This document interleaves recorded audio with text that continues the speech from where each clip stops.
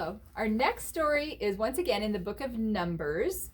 And this is about the Israelites as they're traveling through the desert, waiting for those 40 years to go by so they can enter the promised land. You know, they would travel from town to town. And there was this place that they were in right now is called the Moab. And it was kind of in the lowlands.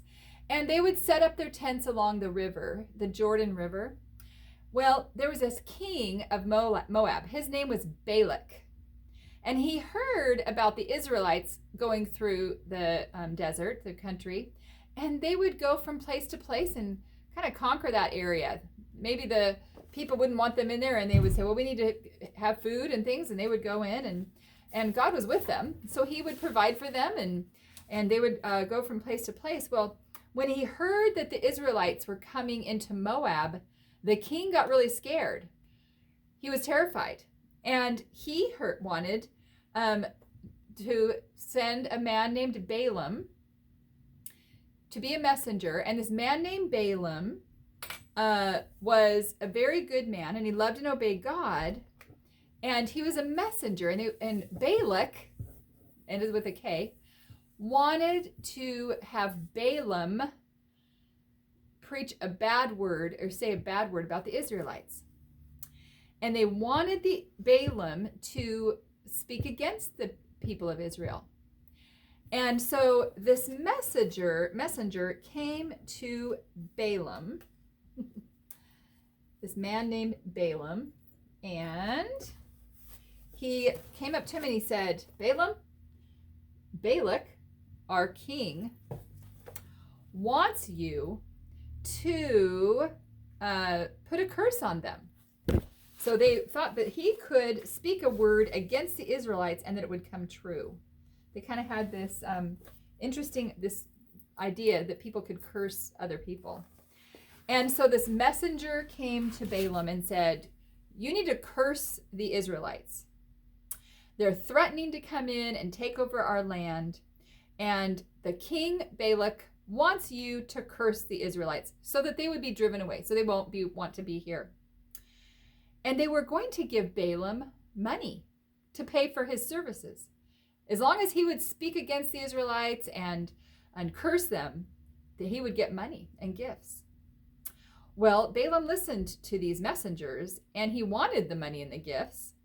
So he said, well, stay here overnight, and I will pray, and I'll ask God, and I'll give you your message in the morning.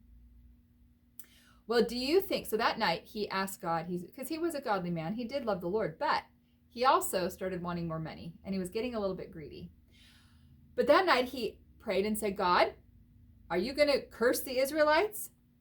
But God said, oh, you are not allowed to curse the Israelites, because I have blessed them. They are my people.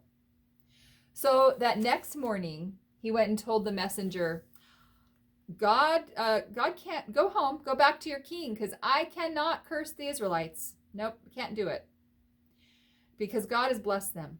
And he says, God won't let me go with you. So the messenger returned to King Balak, and he was very upset. It's pretty hard to say no to a king. And this time, he went back again. He sent more men to go to Balaam. And these other men said, our king said you must go and curse the Israelites. And he said, King Balak pleads with you. And he says, you will get great honor, and we'll give you lots of money, whatever payment you ask, name your price. And so Balaam asked again, Lord, could I please go? And this time God said, all right, you can go, but only say what I tell you to say. Now, at first, God wanted Balaam to stay away from them and not even go see the king. But God said, okay, you can go, but don't curse the Israelites. Just say what I will tell you to say. So the next morning, Balaam got ready to go, and he saddled his donkey. He got on his donkey to go see the king of Moab, where he would then, the king wanted him to curse the Israelites. And he got on his donkey and he started off to see the king. Well, while he was riding along, he came upon his donkey was all of a sudden got very, very stubborn. You know, sometimes donkeys can get very stubborn. And first of all, this donkey went off the road and into a field. And Balaam says, don't go in there. Don't go to that field. And he would beat the donkey with a stick. But he could not see what the donkey was seeing. The donkey saw something. And the donkey was scared, and the donkey refused to go where Balaam wanted it to go. Because guess what? There was an angel of the Lord in front of Balaam. And he had a flaming sword. But Balaam couldn't see it. Only the donkey could see it. How strange, huh? And if the angel moved, the donkey would move. And if the angel would move again, the donkey would move a different place. And if the angel stopped, the donkey would stop. And then the donkey pressed real hard against a rock, like a side of a cliff. And Balaam's foot scraped against the side of this wall, on this stone wall. And he was furious with the donkey. And he beat the donkey real hard. He's like, "What are you doing?" And he beat the donkey. And they continued on their way, but the angel would move to even more and more narrow stretch of the land. And the angel had that sword on his hand. And the donkey could see it, but Balaam couldn't see it. And finally, the donkey just gave up and just laid right down, sat down, wouldn't make another move. Well, of course, this made Balaam so mad. And so for a third time, Balaam beat the donkey. And all of a sudden, Balaam heard somebody talking to him. Now, he was out in the desert all by himself on this road, this trip. But he heard this voice. And it was the donkey.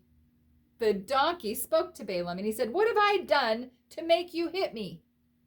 And then just then, God opened Balaam's eyes so he too could see the angel.